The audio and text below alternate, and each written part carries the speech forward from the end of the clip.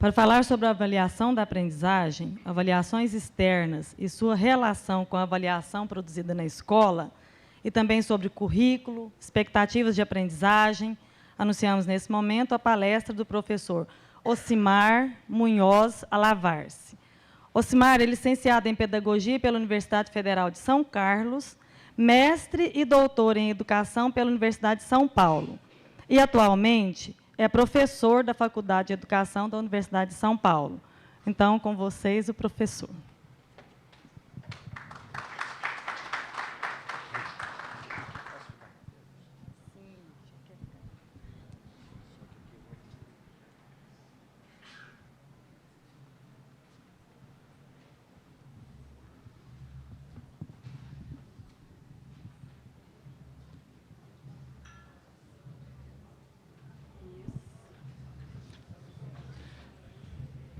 Bom dia.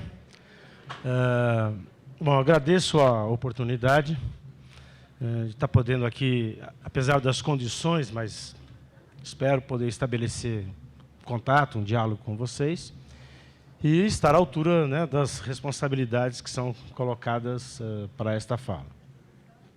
Bom, evidentemente, eu quero antecipar que eu adotei como título dessa exposição o título do texto que vocês receberam, e ainda que alguns aspectos eu vou adicionar na minha fala, mas quero começar dizendo que, evidentemente, não se trata aqui de um curso de avaliação, né? Então, eu optei, nessa apresentação, de fazer uma varredura de conceitos que considero os mais importantes para a gente poder abordar essa temática. Eu gostaria de aproveitar a oportunidade, face às caracterizações iniciais aqui apresentadas,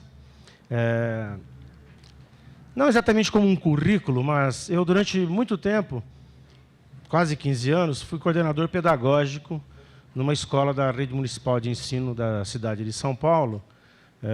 Então, eu, pessoalmente, vivi esse desafio de como incorporar uma série de aspectos da avaliação nesse trabalho que os coordenadores e, no caso, guardadas as proporções, os tutores têm pela frente. Evidentemente que hoje tenho outras tarefas, né, ao trabalhar na Faculdade de Educação, de um lado, na formação de futuros professores, né, os licenciandos, e, ao mesmo tempo, no desenvolvimento de pesquisas que, no caso, hoje se concentram em torno aí de ciclos, progressão continuada, mas, notadamente, da avaliação educacional. Bom, então, é evidente que,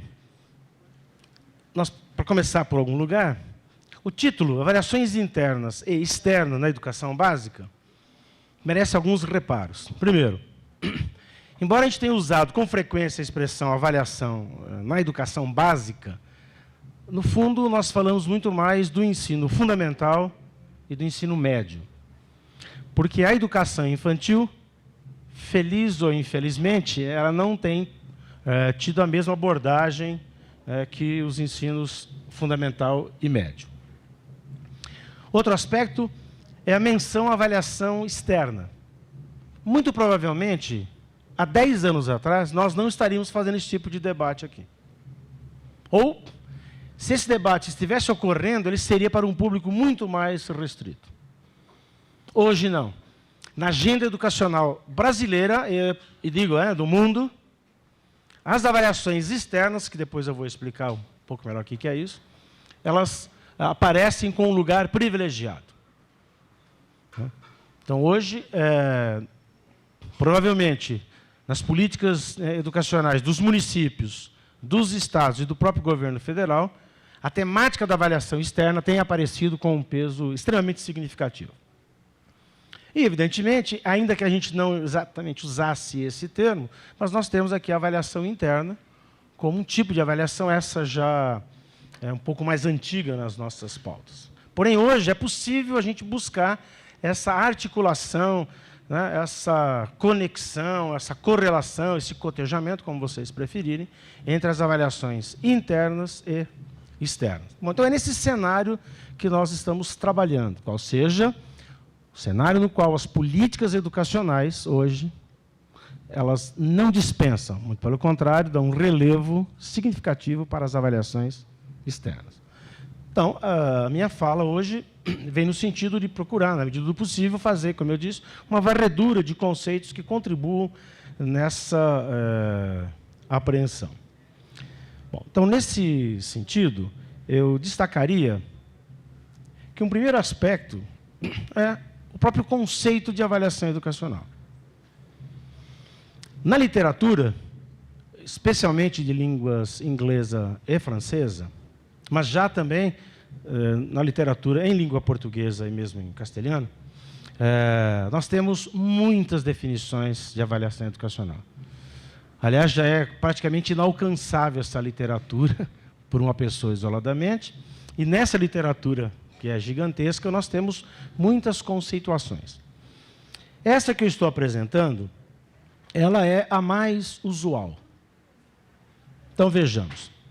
Em primeiro lugar, quando eu falo de avaliação, eu tenho que mencionar a avaliação educacional, porque a avaliação, como prática, ela aparece em muitas áreas. Aqui nós falamos daquela avaliação referida a, especialmente, escolas. Até poderiam chamar de avaliação escolar, mas mantive ainda a avaliação educacional. Depois, é preciso, contra certas versões, destacar que a avaliação é um processo, ou seja, ela não é um evento isolado. Ainda que, às vezes, no nosso cotidiano, nós encontremos professores dizendo para os alunos, olha, amanhã tem avaliação. Não é? Querendo significar prova. Inclusive, em alguns livros isso aparece. Então, a avaliação ela é um processo, ela é um conjunto de atividades que se articula. Né? Conjuga-se, né? Uma série de atividades. Outro aspecto importante é que é inseparável do currículo, do conjunto das atividades da escola a avaliação. Mesmo quando professores, por exemplo, isolam a avaliação de outras atividades. Por duas razões. Primeiro, porque as pessoas aprendem a avaliação.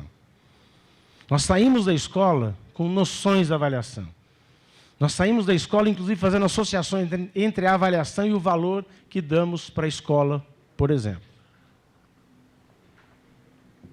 Mais importante, que esse processo avaliativo, ele se articula, queiramos ou não, com o conjunto das outras atividades que nós realizamos, especialmente por razões que eu vou dizer adiante, mas antecipo, sobre o objeto de avaliação. Ora, mas nesse processo curricular, existem 3 aspectos que eu gostaria, então, de destacar. O primeiro deles é que a noção de avaliação, ainda que isso não seja consenso, mas é uma definição bastante usual, contém a ideia de julgamento. Quer dizer, avaliar é julgar alguma coisa, algum fenômeno. E julgar, no limite, é a emissão de um juízo, do tipo, está bom, está ruim, aceito, não aceito, e por aí vai. Contudo, esse juízo, ele deve estar baseado em critérios. Por sua vez, esses critérios podem estar baseados em escalas e, eventualmente, em medidas. Ainda que nem todo juízo se ancore em medidas. Mas, especialmente, articulando aqui já alguns conceitos, né, quando nós falamos de avaliações externas, há a presença de medidas e escalas e critérios. Mas aqui eu quero reter essa ideia. Julgar é o verbo mais apropriado para avaliar. Com todo o risco que isso tem. Agora, é um risco que, inclusive, profissionais conduzem, com segurança, esperamos. Porém, para que esse julgamento ocorra, é necessário que nós julguemos alguma coisa, algum fenômeno. Portanto, é indispensável o levantamento de informações, de dados, o que implica procedimentos e instrumentos. Nós não julgamos o nada. Né? Nós temos que julgar alguma coisa que nós, através de procedimentos e instrumentos, conseguimos delimitar. E, evidentemente, que, especialmente no âmbito da avaliação educacional, esse julgamento ele tem encaminhamentos, ou, se vocês preferem, consequências. Embora aqui eu quero destacar para vocês que eu, pessoalmente, tenho tido um esforço de destacar o seguinte aspecto. Nós temos que tomar cuidado para não transformar a avaliação em muito mais do que ela pode ser. Ou seja, nós não podemos perder de vista que o essencial, especialmente no ambiente escolar, é a organização das atividades escolares ou do seu currículo. Isso, me parece, é o que deve presidir, embora eu não vou aqui exatamente desenvolver isso nessa manhã com vocês. Então, uma série de implicações, ou como alguns costumam dizer, de usos da avaliação, já começa a sair da própria avaliação. Então, as consequências ou os encaminhamentos é como se fossem as fronteiras que a prática avaliativa vai delimitando. Porém, nós temos que demarcar isso, ainda que a avaliação em si mesma não seja ela responsável por todos os encaminhamentos e consequências, mas potencialmente ela deve demarcar essa necessidade. Isso quer dizer o seguinte, que na escola, quando nós julgamos, esse julgamento tem consequências. Bom, então, de toda maneira, me parece que essa delimitação é importante. Para ilustrar, eu busquei no sítio do INEP, vocês têm lá um tesaurus, tem muitas definições, aliás, é um aspecto interessante, né, do INEP, esse tesaurus. E lá, por exemplo, entre outras definições, nós encontramos essa de avaliação educacional, para poder mostrar para vocês como que existe alguma coerência entre a minha definição e algumas definições. Então, vejam, isso aqui está referido a uma obra do Lafoucault. Então, diz, é um processo contínuo e amplo que traduz um julgamento de valor, com ou sem apoio de medidas. Depois vem em seguida algo que, embora a gente não vá poder desenvolver completamente, mas me parece necessário demarcar. Então vejam vocês, que é interpretação de medidas ou descrições qualitativas consideradas em relação a uma norma anteriormente estabelecida. O termo avaliação é, por vezes, empregado de forma imprópria, como sinônimo de medida. Então, cuidado com isso. Uma medida, por exemplo, uma medida de leitura na escala Saeb, ou, por exemplo, uma medida do número de acertos dos alunos numa atividade, isso não é avaliação. Cuidado com isso. Por exemplo, nós temos pessoas que dizem, mas fulano acertou tudo, ou não acertou nada, querendo já inferir quase que mecânica automaticamente dessa medição um tipo de juízo. E aqui me permito uma digressão, o fato de alguém acertar tudo, primeiro não quer dizer que sabe tudo. Simplesmente acertou tudo que lhe foi proposto. Isso não nos dá, aliás, muitas informações do que sabe essa pessoa. E quando alguém erra tudo, não quer dizer, obviamente, que não sabe nada. Simplesmente não fez nada do que lhe foi proposto naquelas circunstâncias. A avaliação é o julgamento, né, o entendimento do que significam esses acertos. Né? No caso aqui eu estou pegando dois casos extremados, mas poderíamos pegar situações intermediárias. Então, de novo, nas práticas escolares, né, especialmente as práticas escolares avaliativas, que é disso que eu estou tentando conversar com vocês, então, nós julgamos alguma coisa que nós recortamos dessa realidade escolar. E é esse julgamento baseado em critérios que me parece ser o conceito que nós podemos operar de avaliação e que me parece útil. E é desse julgamento que eu tiro consequências de várias ordens. E como eu destaco no nosso texto, né, isso tem uma prática muito mais fortemente associada, que era, por exemplo, para aprovar ou reprovar alunos no final do ano letivo, que continua no Brasil e no mundo sendo o uso mais típico, né, desses julgamentos.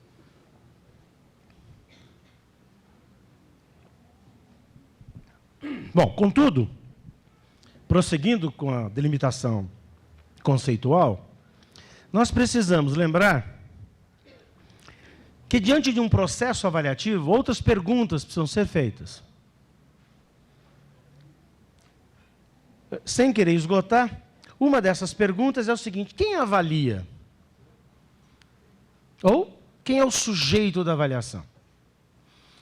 Esse aspecto é muito importante para depois a gente poder compreender as avaliações externas. Então, muitas vezes, nas escolas, os professores escrevem que o aluno seja sujeito, tá? Mas muitas vezes é só o professor que é o sujeito, né? É quem conduz, quem é responsável pelo processo.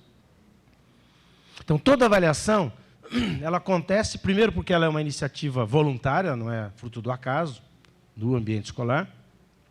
Então, nós vamos discutir isso. Quem está avaliando? Por exemplo, no caso das avaliações chamadas institucionais, que é uma variante da avaliação educacional, que é a avaliação que tem a escola como um todo em vista, quem de fato está fazendo essa avaliação? Isso é muito importante. Porque daqui, inclusive, podem ter derivações políticas, a sua legitimidade ou não dessa avaliação. Porém, quando nós perguntamos quem é o sujeito, nós temos que perguntar também o seguinte: o que esse sujeito avalia? Qual é o alvo da sua avaliação? Ou, mais precisamente, qual é o objeto da avaliação? Não se avalia tudo. Aliás, eu, pessoalmente, tenho reservas quando alguém escreve vou fazer uma avaliação global de um aluno. Tenho muitas reservas. Uma reserva é ética. Eu tenho o direito de avaliar globalmente alguém? Segunda questão, mais pragmática, é o seguinte: eu consigo fazer isso? Porque uma coisa é eu escrever que eu quero avaliar tudo. O todo. Outra coisa é se isso é possível. Eu não falo mais eticamente, falo praticamente. Então, a delimitação do objeto é muito importante. Eu não estou dizendo que o todo não seja importante. Aliás, Hegel, né, escreveu, a verdade é o todo. Outra coisa é o que eu consigo avaliar. E o que eu consigo é aquilo que, inclusive, de preferência, eu devo delimitar. Antecipo a vocês que, do ponto de vista especialmente daquilo que eu vou definir melhor mais adiante, mas não é muito estranho para vocês, as chamadas avaliações internas, via de regra, deve ter como objeto, pelo menos parte daquilo que foi objeto de ensino, do que foi ensinado. Nós não podemos avaliar, julgar aquilo que nós não ensinamos. Né? Existem professores que, por exemplo, costumam, né, eu respeito, mas divirjo, que avaliam o comportamento dos alunos, quando, na verdade, não ensinaram isso. Eu não estou dizendo, por exemplo, que o comportamento, a chamada disciplina, não seja um aspecto importante. Mas, muitas vezes, os professores entram em sala de aula para ensinar outras coisas. E, quando vão julgar, né, querem julgar coisas sobre as quais não trabalharam, não ensinaram. Depois nós vamos verificar também como que isso é importante no caso das avaliações externas. Mas, atenção, então, toda avaliação ela tem um sujeito, alguém que a conduz. E esse sujeito delimita um objeto. Porém, esse sujeito também tem uma causa. Por que ele está avaliando? É porque o secretário mandou? Porque a diretora da escola mandou? Ou o professor avalia porque o tutor foi até a escola e disse que tem que avaliar? Ou nós avaliamos porque, como ponto de partida do nosso processo pedagógico de ensino, consideramos que é indispensável esse julgamento para a melhoria do próprio processo de ensino e da aprendizagem. Né? Ou fazemos isso porque sempre fizeram com a gente, desde que nos lembramos quando éramos alunos e fomos para a escola e nos avaliavam. Né? Ou, se vocês preferem, o que nos motiva a avaliar? Porque esse ponto de partida ele vai ter impacto numa série de desdobramentos. Depois, o que me parece o mais importante é para que avaliamos, qual a finalidade da avaliação? Aqui já começamos a avistar aquelas fronteiras que eu me referia da avaliação. E atenção, aqui não tem certo, não tem errado, tem diferenças. Diferenças, possivelmente, de concepções entre os educadores. Muitos julgam que a avaliação deve ser feita para encontrar os melhores, os que têm mérito, os que vão triunfar na vida e coisas do tipo. Aliás, a escola brasileira ela é pródiga nisso. Ela é uma escola que foi organizada na busca desses melhores. Por exemplo, existem escolas, em geral privadas, mais ainda especialmente no ensino médio, cuja tarefa é encontrar quem são os melhores alunos que deverão, de fato, confirmar se são melhores se eles forem aprovados nos vestibulares mais concorridos. Existem muitos pais que pensam assim. Alguns, inclusive, fazem sacrifício para pagar a escola para os seus filhos, porque acreditam que vão para escolas, que vão avaliar os seus filhos com essa finalidade. Isso é certo ou errado? Não é nem certo nem errado. É uma concepção de avaliação. Mas, no outro extremo, nós podemos ter uma avaliação que se desenvolve como processo para que todos aprendam tudo que a escola ensina. Pela igualdade de resultados. Não é só a igualdade de oportunidades. Eu sei, isso choca muitas pessoas, né, porque nós trabalhamos num ambiente em que nós pensamos na igualdade de oportunidades, de chances, mas não de sucesso. Mas eu posso ter uma avaliação que vai colocar como tarefa a igualdade de resultados, ou pelo menos daqueles resultados que nós consideramos indispensáveis. Então, aqui, onde nós queremos chegar com a avaliação, me parece ser um dos aspectos mais importantes. Então, ou seja, esse sujeito que delimita um objeto, motivado por alguma coisa, estabelece uma finalidade. E nós veremos também como isso é importante no caso das avaliações externas. Depois, para quem se avalia? Quem é o usuário desses resultados? É para ficar no arquivo da escola? Uma papeleta lá, por exemplo? Para ficar registrado num boletim? É para uso do aprendiz? É para uso do secretário de educação, do ministro? A quem nós queremos destinar as nossas avaliações? A quem nós queremos destinar os nossos julgamentos? Isso é um aspecto importante, porque isso também vai delimitar a maneira como eu expresso esses julgamentos. A linguagem que eu utilizo, as modalidades, etc. E, finalmente, não para esgotar a temática, evidentemente, mas destacando alguns conceitos, esse sujeito que tem objeto motivado, buscando fins, tendo em tela a quem se destina, ele emprega determinados meios, instrumentos, procedimentos, ou, melhor ainda, metodologias.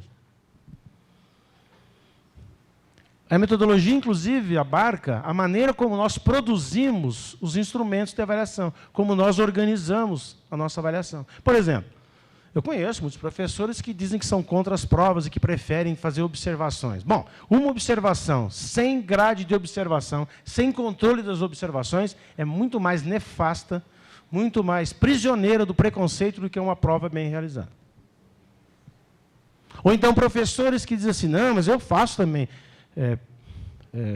provas com itens de múltipla escolha. Eu faço uma prova e sempre eu coloco lá 3 ou 4 itens de múltipla escolha. O pessoal chama de teste, às vezes. Bom, desculpe, uma prova que tenha 3 ou 4 itens de múltipla escolha, de partida, para cada aluno que esteja fazendo, está invalidada tecnicamente. Então, a maneira como nós avaliamos, a metodologia, ela é muito importante. Porque, repito, porque se os nossos instrumentos e procedimentos, lembrem-se lá da definição que estava aí há pouco na tela. Se essas informações não forem bem levantadas, ou seja, com bons procedimentos e instrumentos, o nosso julgamento está comprometido. Então, a metodologia ela é muito importante. Então, por exemplo, uma coisa que é curiosa, eu falei agora há pouco, 3 ou 4 itens é muito pouco para eu avaliar um aluno, mas é muito bom para eu avaliar 3, 4 milhões de alunos. Né? É um paradoxo, não vale para um, mas vale para milhões. Então, são esses aspectos, eu sei que muitas vezes os professores, para não falar talvez quase sempre, não têm na sua formação nas licenciaturas a matéria, a avaliação, é um outro paradoxo. Então, uma coisa que nós, professores, fazemos é avaliar os alunos. Onde nós aprendemos a avaliá-los, não sei. Bom, de toda maneira, como eu disse, estou apresentando a vocês um conjunto de conceitos, sem poder aqui desenvolvê-los completamente, mas que me parece importante a gente ter presente para poder, inclusive, buscar essas eventuais articulações entre as avaliações internas e externas. Bom, ainda no avanço conceitual, é importante nós destacarmos o que alguns chamam de tipos de avaliação. Um primeiro tipo é chamado avaliação diagnóstica. E aqui me parece que há muita confusão. Porque, rigorosamente falando, é o seguinte: a avaliação diagnóstica é aquele julgamento que eu faço de um grupo de alunos, por exemplo, antes de começar o que nós chamamos de um tratamento pedagógico. O que é um tratamento pedagógico? Um curso todo ou um tópico de um curso. Então, a avaliação diagnóstica é aquela avaliação que é feita antes da ação do formador inicial, para conhecer o grupo com o qual nós vamos trabalhar. Então, por exemplo, uma escola que recebe alunos do primeiro ano do ensino fundamental, ela quer conhecer como estão os seus alunos, por exemplo. Mas ela ainda não começou a trabalhar com os seus alunos. Isso aí seria uma avaliação diagnóstica. É que a palavra diagnóstico, né, ela tem, especialmente no português, um uso muito amplo, mas no âmbito da avaliação, é aquela avaliação desencadeada antes do chamado tratamento, da ação de formação. Depois nós temos um outro tipo de avaliação, chamada de avaliação somativa, que é a avaliação após o término do tratamento, do processo de formação. A avaliação formativa, que é o tipo de avaliação mais usual no mundo, não é só no Brasil, ela tem como característica o fato de que a ação do formador praticamente já se extinguiu. Não há mais o que fazer. É quando nós julgamos o que um aluno teria aprendido após passar por um curso, por exemplo. Mas também deveria ser uma avaliação do próprio curso. O que foi feito, o que não foi feito, o que nós tínhamos planejado e não conseguimos fazer. Isso é muito importante, para que com próximos grupos de alunos a gente possa superar as nossas limitações. Mas também temos o que se chama de avaliação formativa. A avaliação formativa tem esse nome porque, via de regra, ela deveria ser destinada ao formador. E é aquela avaliação que é desencadeado, portanto, aquele julgamento, aquele processo, que é desencadeado durante a ação de formação. Em sendo durante, ela permite que algumas revisões possam ser feitas antes que a ação de formação se extingua. Esse é o aspecto importante. Então, quando um professor está trabalhando com um grupo de alunos e percebe que eles estão, alguns pelo menos estão tendo algumas dificuldades, ele pode rever as estratégias de ensino, os materiais, etc. Ou, no caso de uma escola, por exemplo, a recomposição das turmas e outras atividades. A vantagem aqui é que há tempo ainda para a ação do formador, especialmente. Porém, se nós queremos que os alunos sejam também sujeitos do processo de avaliação, a avaliação formativa transforma-se naquele momento, ou naquele processo, em que os alunos também podem tomar consciência das suas aprendizagens, das suas conquistas, enfim, também tomar as medidas que julgam mais adequadas.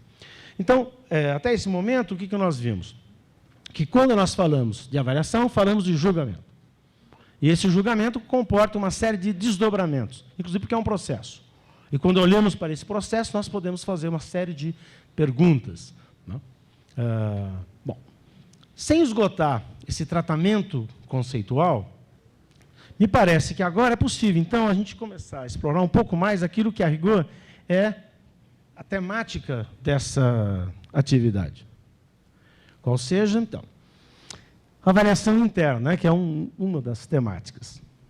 Bom, é bom lembrar o seguinte, até pelo menos 5 anos atrás, na literatura, inclusive no Brasil, nós tínhamos, e ainda temos, de certa maneira, a expressão avaliação da aprendizagem. Mas que hoje nós estamos começando a usar a expressão avaliação interna, né, para poder se demarcar da avaliação externa, que falarei daqui a pouco. Bueno, então, o que é essa avaliação interna? Então, aquela que, tradicionalmente, ou seja, que tradição quer dizer algo que está estabelecido no tempo, pelo menos uns 100, 150 anos, já é um bom tempo, é aquela avaliação que é interna às escolas ou salas de aula, nas quais os professores são os sujeitos. Eles, professores, controlam a avaliação. Dizem qual é o objeto, qual é a metodologia, para que serve, etc. Essa avaliação ela é sintetizada, ela tem expressão de juízo, né, tradicionalmente, então, em notas ou conceitos. Mas quais seriam os objetos dessas avaliações? As aprendizagens dos alunos. Embora a gente não tenha tempo aqui para explorar, mas muitas vezes, a rigor, a gente não avalia a aprendizagem, embora a gente diga isso. O que nós avaliamos são os resultados ou rendimentos dos alunos. Eu, apesar de não ter tempo aqui, só gostaria de demarcar o seguinte: a aprendizagem é algo interno das pessoas. O que nós temos muitas vezes são sinalizações, são exteriorizações dessa aprendizagem. E é a partir dessas sinalizações, dessas exteriorizações, que nós fazemos os nossos julgamentos. Bom, mas tudo isso com qual finalidade, tradicionalmente? Para aprovar ou reprovar no final do período letivo. Esse é o modelo mundial da escola seriada, que é a escola que nós temos. Inclusive, em alguns lugares, quando na porta da escola tem uma tabuleta dizendo aqui ciclos, se olhar bem, é série. O que é a série? São as unidades letivas, né, no interior de cada ano civil. Essa tradição da escola seriada, ela levou, então, a essa prática avaliativa. Eu julgo a aprendizagem dos alunos no final do período letivo para saber quem está aprovado e quem está reprovado. Eventualmente, para alguma recuperação de final de ano. Essa é a tradição. Eu não estou dizendo que em todos os lugares seja exatamente assim. É a tendência. É aquilo que mais está estabelecido. Por isso que eu destaquei no texto para vocês as iniciativas, e Goiás, inclusive, foi um dos estados pioneiros nisso, de tentativa de enfrentamento dessa prática de avaliação. Com a progressão automática, ou continuada, ou com ciclos, né, o ciclo básico, coisas do tipo. Iniciativas que foram tomadas em função da quantidade, né, de julgamentos, digamos assim, negativos em relação aos seus alunos. Bom, mas isso, como um complemento, então faz com que essas avaliações internas, elas tradicionalmente, elas tenham aparecido, então, para classificar os alunos segundo as suas aprendizagens, em decorrência disso, selecioná-los para destinos diferenciados. É isso que faz com que, olhando para a sua lógica, né, o seu logos e a sua função, muitos chamaram esse tipo de avaliação de classificatória e seletiva. Classifica e hierarquiza os indivíduos e seleciona alguns para isso ou para aquilo. Por exemplo, para a próxima série no próximo ano ou para a mesma série no próximo ano. Então, as avaliações chamadas internas ou ainda, em alguns casos, chamadas de avaliação da aprendizagem, no limite é isso. Uma prática na qual os professores julgam aspectos dos seus alunos. Embora a gente costuma, às vezes, dizer, avalie o aluno. A rigor, a gente não avalia o aluno. A gente avalia aspectos dos alunos. Por isso que eu fiz questão de demarcar o objeto. Né? Eu, pessoalmente, embora já tenha dito isso, até escrito, mas no último período eu tenho tomado muito cuidado, né, inclusive me contrapondo a essa ideia de avaliação global do aluno. Veja, quero fazer uma ressalva. Uma coisa é, em situações mais clínicas, especialmente, né, tarefa que às vezes alguns coordenadores podem fazer, é uma investigação mais aprofundada sobre um ou outro aluno. Inclusive recorrendo, por exemplo, às anamneses. Mas isso é para alguns casos. De conjunto, né, o que nós temos é a necessidade, hoje eu tenho destacado isso, da delimitação de algum objeto, né, de algum recorte de um aspecto da aprendizagem dos alunos que nós queremos avaliar. Qual deve ser esse aspecto? Bom, isso já é uma outra discussão que nos remete aos currículos, às matrizes, onde nós fixamos esse tipo de coisa. Né? Como nós veremos daqui a pouco, né, algumas iniciativas nesse sentido. Bom, isto posto, então, nós podemos falar da chamada, então, avaliação externa. E por que nós, então, usamos essa expressão? Por quê? É uma avaliação, um julgamento, que tem como característica a existência de um sujeito que é exterior ao local, pode ser uma escola, onde se desenvolve o seu objeto, aquilo que está sendo avaliado. E como isso será avaliado? e às vezes abarcando um sistema, um conjunto de escolas e alunos, em grande escala. Então, hoje nós usamos a expressão avaliação externa porque o sujeito dessas outras avaliações são, por exemplo, o Ministério da Educação, a Secretaria de Estado, a Secretaria do Município.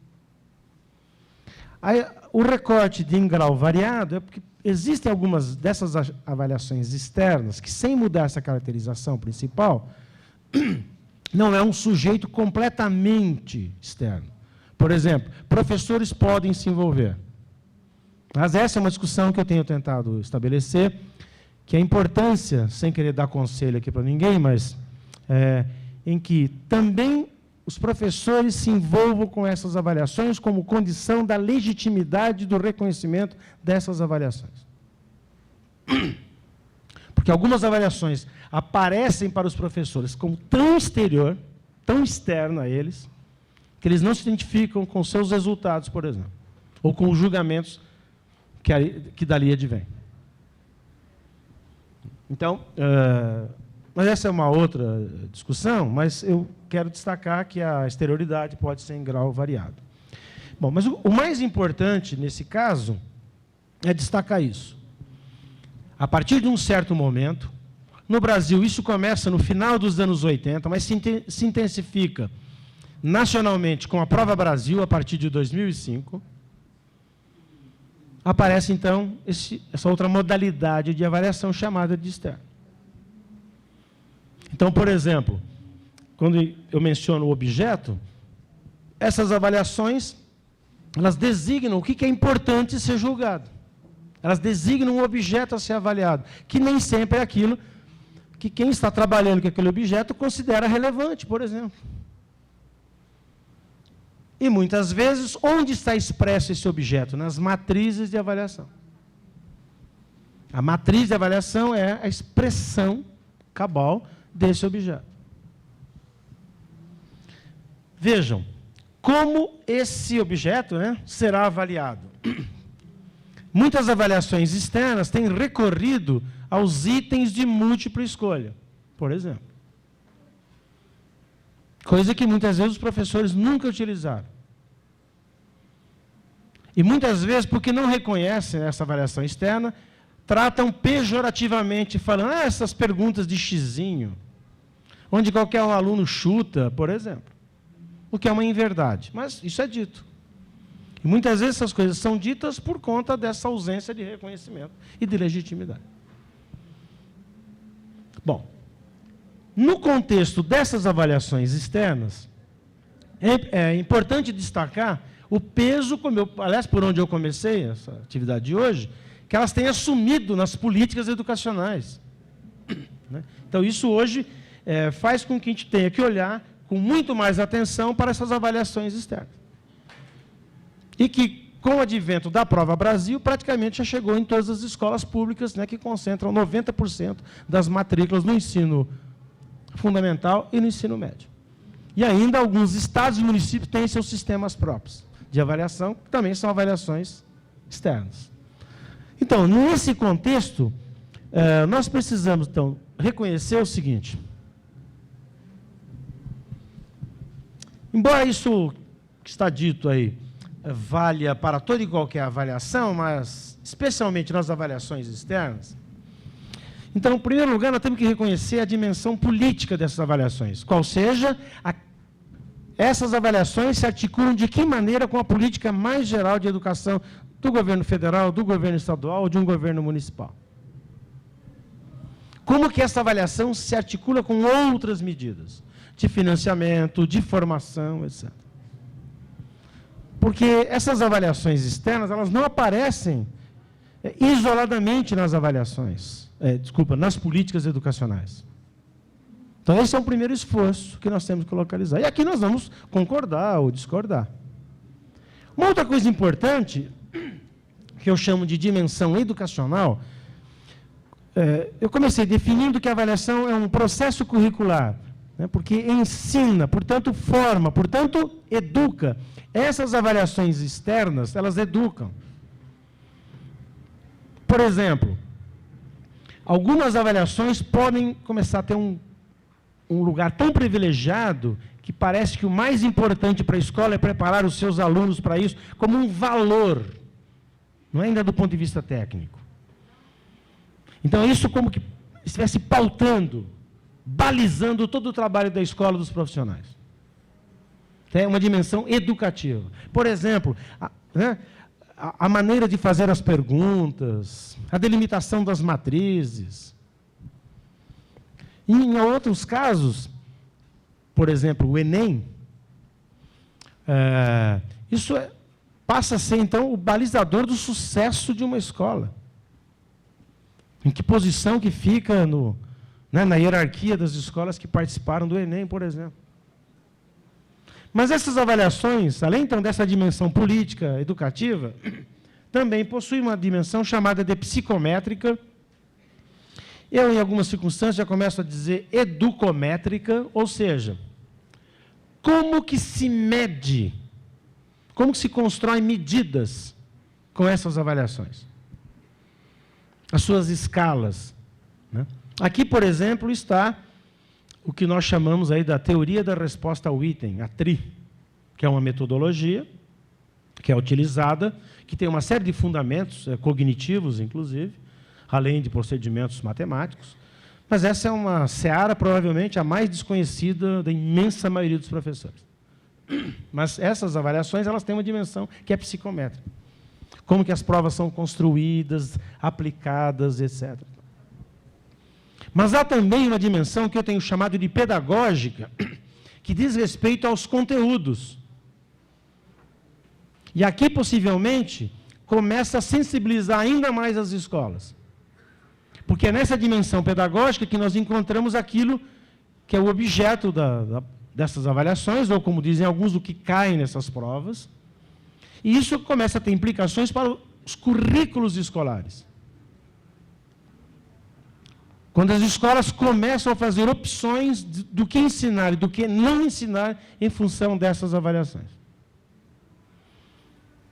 Mas ainda mais, há uma dimensão que é didática, que é o jeito de ensinar. As escolhas metodológicas, stricto sensu, que as escolas começam a adotar. Um exemplo gritante disso é quando algumas escolas começam a fazer simulados para preparar os seus alunos para participar dessas avaliações externas.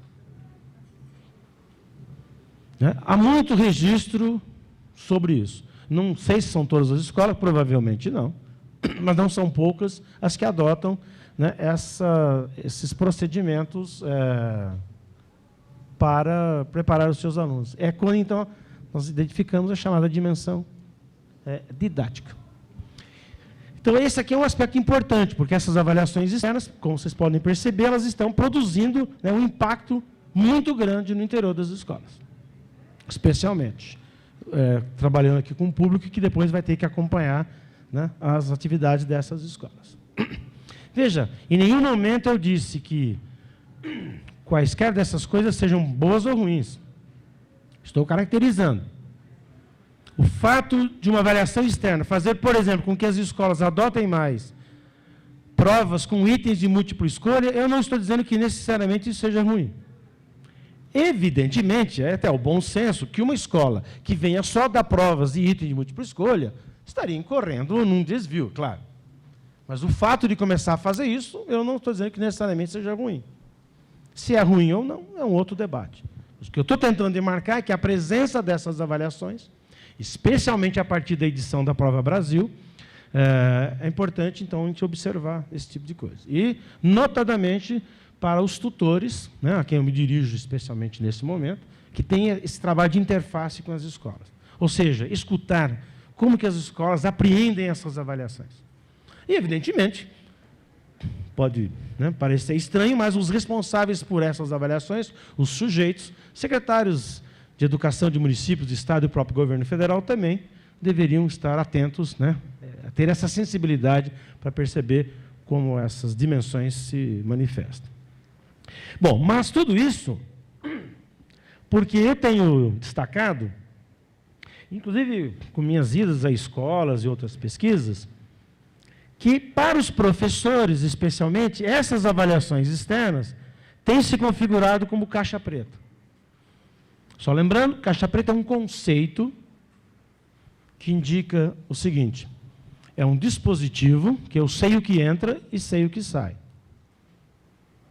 Às vezes eu não sei exatamente, mas eu vejo.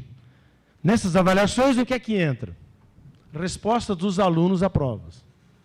E às vezes a questionários. E o que é que sai? Alguns resultados, numa escala. Aqui que às vezes a gente só vê o que sai, mas nem sempre sabe exatamente o que é isso. E dentro dessa caixa nós não sabemos o que tem. Nós desconhecemos. Mas me parece estranho que com todo esse potencial de impacto dessas avaliações externas, elas sejam isso para os professores, caixa preta.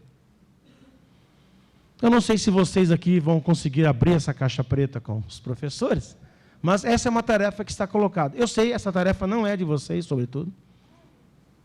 Ela é uma tarefa que os responsáveis por essas avaliações têm como prioritária. Se estão cumprindo ou não, essa é outra discussão. Agora, o que nós podemos discutir é o seguinte: por que os professores têm as avaliações como caixa preta? Em primeiro lugar, é por conta das matrizes. Mesmo a Prova Brasil, com a aparente disseminação de informações por parte do Ministério da Educação, há pesquisas que mostram que boa parte dos professores desconhecem as matrizes de avaliação, no caso lá de leitura e resolução de problemas, que é o ponto de apoio para a organização dessas avaliações. Desconhecem. Não é que estão seguindo para querer ensinar aquilo, desconhecem. Outros até conhecem, mas não entendem aquele linguajar. A maneira como as matrizes são construídas. Eu não estou tirando o mérito das matrizes, deixar claro. Mas as matrizes, elas constituem o ponto de partida dessas avaliações. E os professores desconhecem.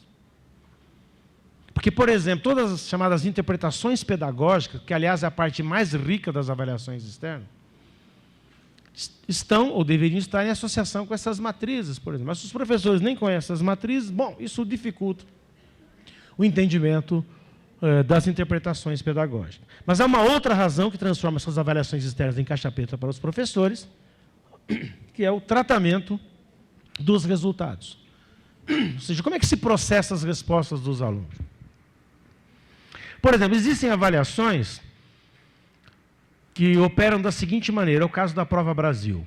A prova mesmo tem, por exemplo, 250 itens. Os alunos respondem 30, 40 às vezes. Mas o resultado é como se eles tivessem respondido todos os itens. Bom, isso choca o senso comum de muitos professores. E é compreensível isso. Né? Mas isso é fruto de um tratamento dos dados. Depois, como eu mencionei agora há pouco, a tal teoria da resposta ao item. Mas, mesmo a chamada teoria clássica dos testes, que é a teoria concorrente à teoria da resposta ao item, mesmo ela, provavelmente seja desconhecida dos professores. Então, esse é um desafio que nós temos no tocante às avaliações externas, sobretudo, de abrir essa caixa preta para os professores. Bom, mas a essa altura, eu já havia mencionado, mas é bom lembrar, que alguém poderia me perguntar, você está falando aí de avaliações externas, até falou da Prova Brasil e tal, mas tem mais exemplos. Aqui estão. Sem esgotar, evidentemente, mas eu começo destacando, então, o Programa Internacional de Avaliação de Estudantes, o PISA, que é a sigla em inglês, que é uma avaliação feita em mais de 60 países pela OCDE, Organização para a Cooperação e Desenvolvimento Econômico, que é uma organização originalmente com 24 países, mas que hoje, na realização dessa avaliação, tem incorporado outros países. O Brasil tem participado desde 2000. É uma avaliação que ocorre trienalmente. Bom, aqui, nessa avaliação, duas características importantes.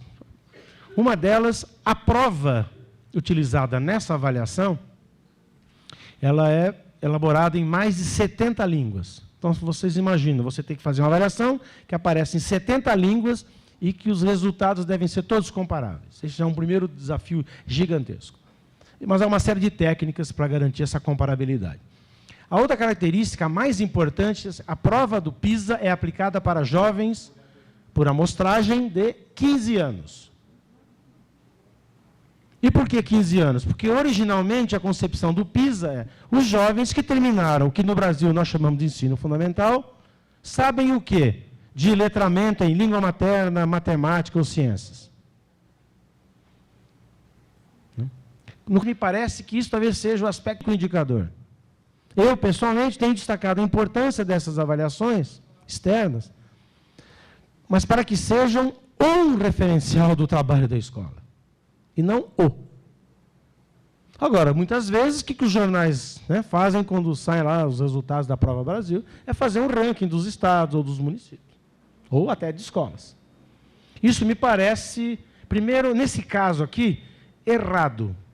Porque essas avaliações, como toda avaliação, aliás, sempre tem margem de erro. E, às vezes, a diferença entre estados, municípios e escolas está na margem de erro. Só como nós temos muitas escolas, mais de 150 mil escolas, você imagina, então, pequenas diferenças podem alterar profundamente num ranking, quando, na verdade, não havia, de fato, aquela diferença. Por exemplo. Entre outros fatores. Mas essa tem sido uma tendência. Então, me parece que também no trabalho dos tutores, junto às escolas, esse aspecto seja importante de discutir. Como é que as equipes escolares veem esses resultados, por exemplo, nas comunidades onde elas estão inseridas? Ou, em outras palavras, como as comunidades nas quais elas estão inseridas lidam com esses resultados, se são feitas cobranças ou não. Então, isso é importante, porque há um outro desdobramento disso, que é isso aqui. É como se o trabalho docente fosse o responsável exclusivo do desempenho dos alunos nessas provas. Então, atenção, quando saem esses resultados com essa lógica de que esses resultados indicam a qualidade do trabalho da escola, o que são esses resultados? O desempenho dos alunos nessas provas, as proficiências que eles têm. E como se esse desempenho viesse exclusivamente do trabalho docente. E, por decorrência, então, como se a qualidade da educação escolar, de cada unidade, dependesse ou fosse expressa exclusivamente pelo desempenho dos alunos. E esses decorrentes do trabalho docente. Então, é como se toda a responsabilidade fosse recair sobre os professores. Evidentemente que nós, professores, temos responsabilidades. É óbvio. Mas não toda a responsabilidade. O desempenho dos alunos nessas provas depende de um conjunto de fatores que, via de regra, dependem mais de fatores externos à escola do que internos à escola. Há medidas com algumas controvérsias, mas que giram em torno do seguinte, que o desempenho dos alunos dependem, no máximo, em 30% da ação da escola. A outra parte vem da vida que os alunos têm fora da escola. Sobretudo, das condições das suas famílias. Porque, como nós sabemos, o engajamento dos alunos na escola, a maneira como eles se entregam ou não aos trabalhos escolares, por exemplo, depende em grande medida dos valores que esses alunos têm, que, por sua vez, depende do meio onde eles estão inseridos. Não é pouco o impacto da escola, cuidado. Mas não se pode desprezar isso. E muitas vezes essa maneira de apresentar, esse encadeamento que responsabiliza em última instância o trabalho docente pela qualidade do trabalho da escola, é um exagero. É evidente, cuidado, nós não podemos, diante disso que eu acabei de falar, dizer, olha, os professores então não têm nada que fazer. Não é isso. Mas é enfrentar uma pressão que muitas vezes tem sido desencadeada sobre os professores em relação a essas avaliações. Por exemplo, detalhando um pouco mais, o que é o desempenho dos alunos? Via de regra tem sido em leitura e resolução de problemas. Especialmente a Prova Brasil. Então, nós sabemos que leitura, que não é língua portuguesa, cuidado com essa confusão, a leitura ela é uma competência indispensável para atividades escolares. É impossível alguém se aproveitar da escola plenamente sem saber ler. Porque a escola, sobretudo essa de massas que nós conhecemos, ela se construiu, aliás, entre outras tarefas, para ensinar a leitura, mais até do que escrita. Então, se alguém não sabe ler, não tem desenvolvida essa proficiência, vai ter comprometido a apropriação de um conjunto de conhecimentos que a escola quer veicular. Depois, resolução de problemas, que não é matemática. É parte da matemática. Mas a resolução de problemas, que implica processos lógicos, é algo indispensável ao conjunto das atividades da escola. Além de outras atividades fora dela, é claro. Então, o desempenho dos alunos nesses dois quesitos, ou nesses dois objetos de avaliação, por um lado, implica algo para o qual nós temos que olhar com muita atenção, porque são aspectos importantes, mas não esgotam as atividades curriculares das escolas. Por exemplo, as atividades relativas à arte, ou às artes. Onde que os alunos das escolas públicas brasileiras, e eu ousaria dizer, até das privadas, embora seja uma minoria de 10%, terão oportunidade de contato, processamento, enriquecimento no campo das artes, fora da escola. Onde, via de regra, não terão. Portanto, isso, penso eu, é uma tarefa das escolas, parte das suas atividades curriculares. Essas atividades, elas não são objeto de avaliação, por exemplo, dessas avaliações externas. E nem estou defendendo que sejam. No entanto, é preciso tomar cuidado, porque o que pode ocorrer como um risco, como aliás no texto eu destaquei, uma redução curricular, porque essas atividades não são contabilizadas para o desempenho dos alunos, que indicaria a qualidade. Bom, corta-se isso. Isso é um risco. Então, é preciso tomar cuidado, porque a disseminação desses resultados pode ensejar essa compreensão, primeiro, da hiperresponsabilização do trabalho docente, e segundo, um comprometimento das atividades curriculares das escolas. Mas ressaltando a importância desses objetos de avaliação. Evidentemente que também aqui eu quero fazer uma menção, algo que eu já falei há pouco, que é o preconceito que existe entre muitos professores com os quais eu já tive contato e que verbalizaram isso, em relação às chamadas perguntas de testes, ou tecnicamente chamados itens de múltipla escolha. Os itens de múltipla escolha, eles dão muitas informações, sim. Aliás, sem querer fazer propaganda deles, a vantagem de um item de múltipla escolha é que ele ajuda na evocação da memória. Quando nós apresentamos uma problematização para o aluno e damos as alternativas, nós favorecemos a evocação da memória dos alunos, e memória é aprendizagem. E o aluno vai discernir entre aquelas alternativas a mais adequada pelo grau de aprendizagem que ele tem. E quando nós conseguimos apresentar um bom conjunto de itens para esses alunos, nós conseguimos ter, sim, uma boa ideia do que esses alunos dominam, especialmente no caso de leitura. E também no caso de resolução de problemas. Embora a gente não vai hoje aqui fazer demonstração, nenhuma oficina nesse terreno. Por outro lado, existem competências ou habilidades ou conhecimentos que nós não conseguimos captar com itens de múltipla escolha. Então, existem outros procedimentos, outros instrumentos para julgar as aprendizagens dos alunos. Só que esses outros instrumentos e procedimentos, eles não têm aparecido nessas avaliações em larga escala. E não deverão aparecer porque seria muito custoso fazê-lo em larga escala. Mas essa é uma atividade que as escolas precisam desenvolver.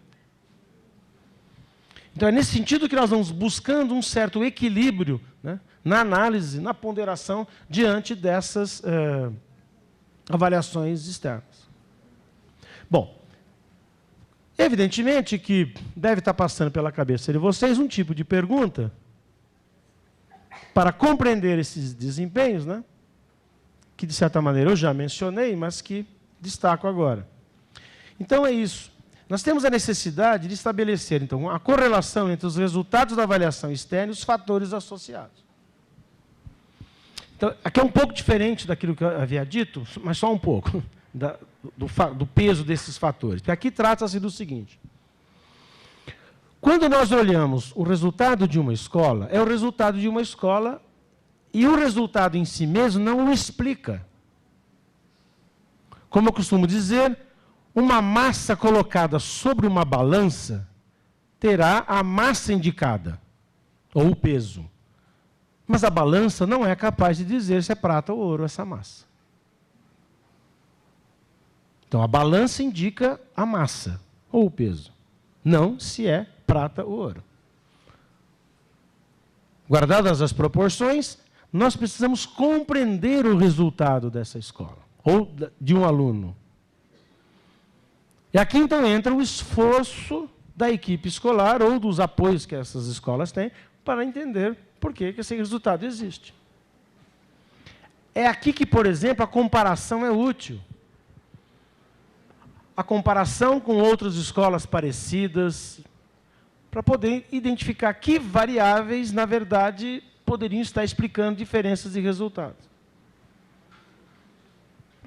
Então, esses fatores associados, eles aparecem para contribuir nessa explicação do porquê que esse ou aquele resultado apareceu para tal ou qual escola. É aqui que, por exemplo, no caso da Prova Brasil, eu destaquei isso no texto, exige, por exemplo, que, dado o resultado de um grupo de alunos, se investigue a trajetória desses alunos. Por exemplo, hoje, boa parte das escolas públicas já tem 3 resultados da Prova Brasil, não é isso? 2005, 2007, 2009 e, brevemente, 2011. Aqueles resultados, por exemplo, de leitura e resolução de problemas da Prova Brasil, além da média, tem a distribuição dos alunos na escala, implica buscar o seguinte: aquele grupo de respondentes daquele ano teve que trajetória na escola? E esse grupo está diferindo de outros alunos da mesma escola? Por quê? O que aconteceu no transcurso desse grupo de alunos? Troca de professores, ausência de professores, troca de material didático. Não sei. Então, é esse esforço que as equipes precisam desencadear. Supondo, evidentemente, que aqueles resultados sejam interessantes, que eles digam respeito a aspectos relevantes da escola, ainda que não os únicos. Esse trabalho que é possível ser feito.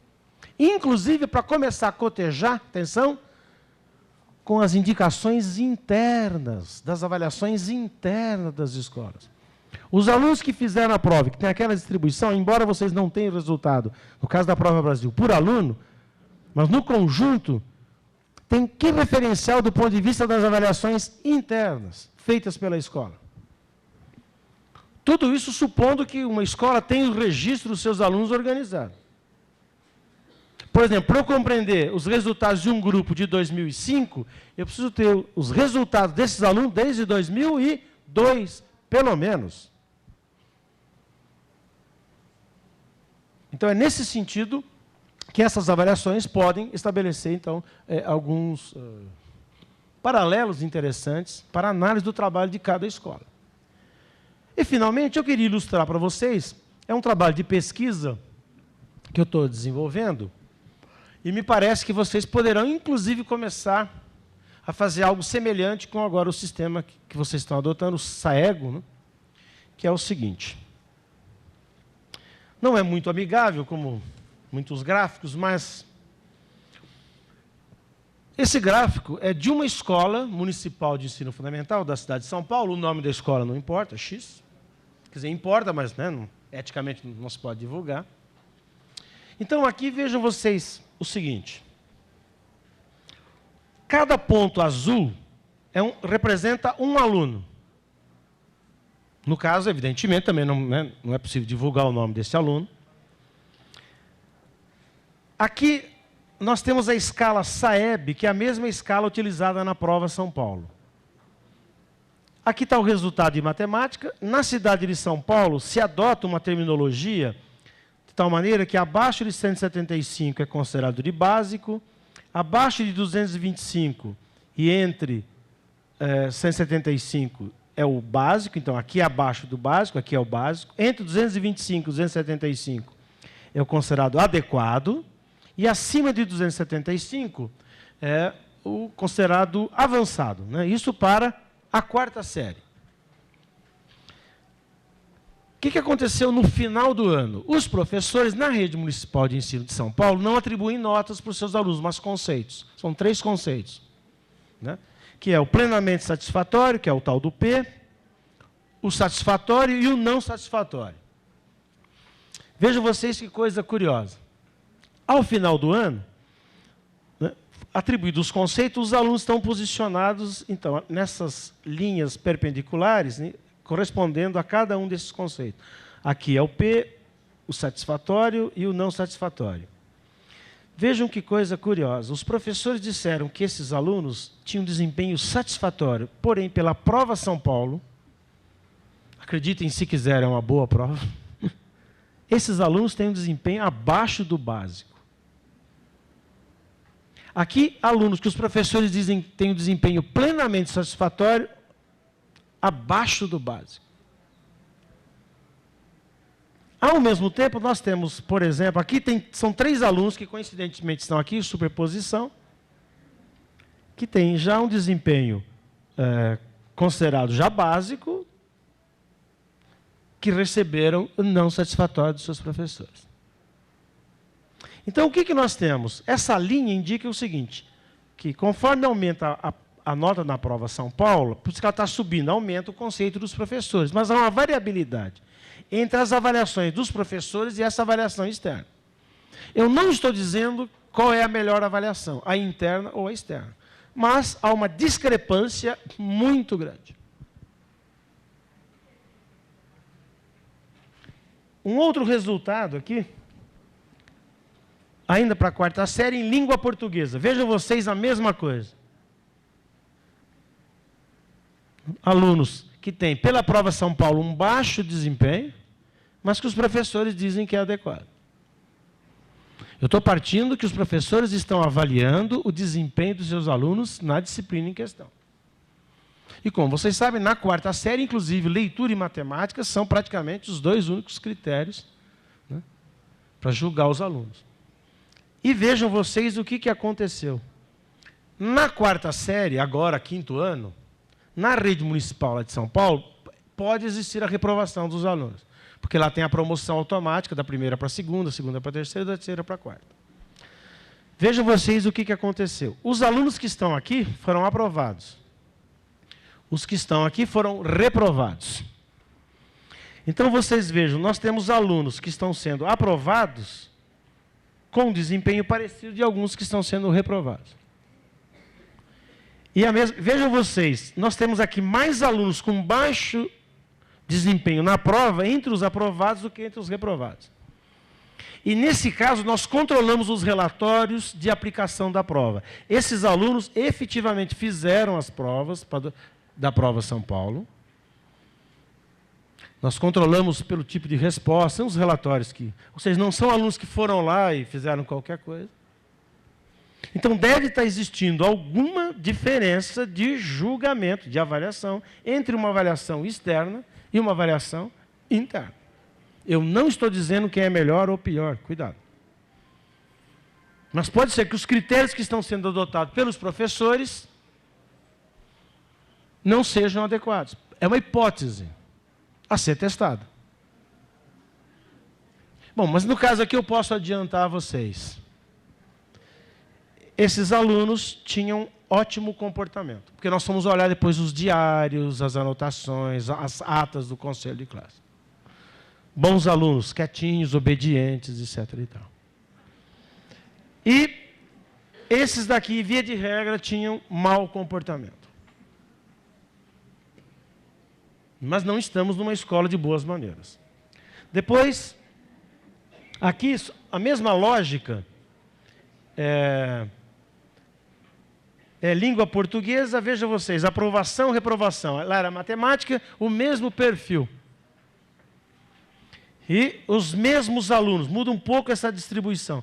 Né? Olha, nós temos alunos aqui, no caso de matemática, já entrando, né, no que se considera adequado, que eu, pessoalmente, acho um padrão bastante elevado, mas foram reprovados. Depois, mais alguns casos só. Aqui, a 6ª série, agora 7º ano. Na 6ª série, lá não é promoção automática, não tem reprovação, a não ser por falta. Então, os professores dão os conceitos no final do ano. Bom, como vocês sabem, no Brasil, chegar na 6ª série é ganhar na loteria, porque é um filtro muito grande na escolarização brasileira. São Paulo, o quadro é um pouco diferente, a aprovação lá é mais alta, mas não é completa. Vejam vocês aqui, então, eu estou na 6ª série, matemática. Vejam, o 1 é não satisfatório, o 2 é satisfatório e o 3 plenamente satisfatório.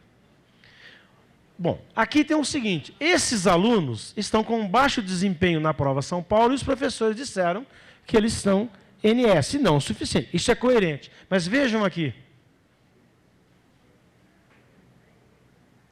Olha, nós temos, aqui são 2 alunos, aqui tem 4 que estão superpostos. Alunos com alto desempenho na prova, lembrem-se de uma coisa, nessas provas, ao acaso, ninguém tem esse desempenho. Ao acaso, consegue acertar 2 ou 3 itens. Só lembrando para vocês, se me dão um item com 4 alternativas, no chute, eu tenho 25% de chance de acertar. Tudo bem? Se me dão 2 itens, ao acaso, eu já não tenho nem 4% de chance de acertar os 2. Acertar 3 itens, bom, é menos de 1% de chance. Ao acaso. No caso aqui são 32 itens, bom, então ao acaso ninguém consegue ter, é 1 em 1,5 milhão mais ou menos a probabilidade. Tudo isso aqui, no mesmo ano, na mesma escola, não é possível. Ou seja, isso mostra que esses alunos têm bons conhecimentos, competências de resolução de problemas. Mas os professores disseram que é NS. Não? Aqui é a mesma coisa, né? Olha, alunos que têm P, né? E têm baixo desempenho. Aqui nós controlamos também os relatórios de aplicação das provas, porque pode ser que tenha havido uma rebelião dos alunos e não responderam às questões da prova, né? Mas não foi o caso. E só mais um caso, aqui a língua portuguesa, na 6ª série, a mesma coisa. Então, isso aqui é uma mera ilustração, mas como vocês agora estão entrando, pelo menos do que eu tive acesso, em que a rede estadual terá um sistema de avaliação que vai devolver, a promessa é esta, não é isso? Logo em janeiro. Então, isso poderá ser feito por vocês. Aliás, só para destacar, se Goiás conseguir cumprir isso, São Paulo faz isso. A Prova Brasil não faz, o Saresp não faz, o CIMAV não faz, que é realizar uma prova no final do ano e no começo do ano já mandar para as escolas os resultados. Nós podemos, de fato, ter nas avaliações externas um ponto de apoio para uma avaliação quase formativa, supondo que os alunos continuam na escola. Isso aqui é uma ilustração de que a gente pode começar a pensar nos critérios. E no caso dessa escola, que é uma das escolas onde eu faço a pesquisa, a gente começou a mudar com os professores esses critérios. Então, por exemplo, se o aluno tem mau comportamento, é um tratamento que nós vamos dar a esse aluno. Mas se eu estou ensinando matemática, ele sabe matemática, bom, eu tenho que indicar isso na minha avaliação. Eu tenho que, inclusive, ver a esse aluno que o seu comportamento pode prejudicar a ele e aos seus colegas. Eu não estou menosprezando, né, a conduta dos alunos. Mas o que nós não podemos, para fechar aqui minha exposição, é partindo de um conceito que, ao avaliar, eu julgo um objeto, que preferencialmente tenha sido um objeto de ensino, eu tenho que manter essa coerência. Senão, nós vamos voltar à avaliação, que é para castigo, para qualquer outra coisa, que sai do âmbito daquilo que eu vim falar para vocês, que é a avaliação educacional. Que a avaliação educacional, se vocês preferem, a avaliação escolar, é aquela que diz respeito as tarefas centrais da escola, que é a aprendizagem dos alunos. A aprendizagem que deva decorrer do ensino. Que no fundo, é isso que deve estar em tela. A qualidade do nosso ensino como condição para a qualidade da aprendizagem dos seus alunos. E nesse sentido, então, eu fecho dizendo, as avaliações internas e externas são diferentes. Têm sujeitos diferenciados, ainda que não, espero, divorciados. E essas avaliações podem e devem conversar. Esta é a condição sine qua non, sem a qual nós não vamos fazer avançar o ensino para as nossas crianças. Esse é um desafio, antes de qualquer coisa, político, das políticas educacionais. E a política educacional, ela começa no palácio, mas também começa na escola. Onde ela se encontra, eu não sei exatamente. Mas é esse diálogo que é a condição para que a gente possa fazer com que essas duas avaliações, que são diferentes, mas que têm uma mesma matriz, que é o julgamento, no caso, das aprendizagens dos alunos sobre alguma coisa. É nesse horizonte, é nesse terreno, então, que eu insisto, nós podemos fazer da avaliação um ponto de apoio, sem dar a ela mais do que ela é, mas fazer dela um ponto de apoio para a organização das atividades da escola. Bueno, desculpe pela brevidade, mas eu acho que esses eram os aspectos que me parecem, nesse momento, prioritários para destacar com vocês. Então, muito obrigado pela atenção.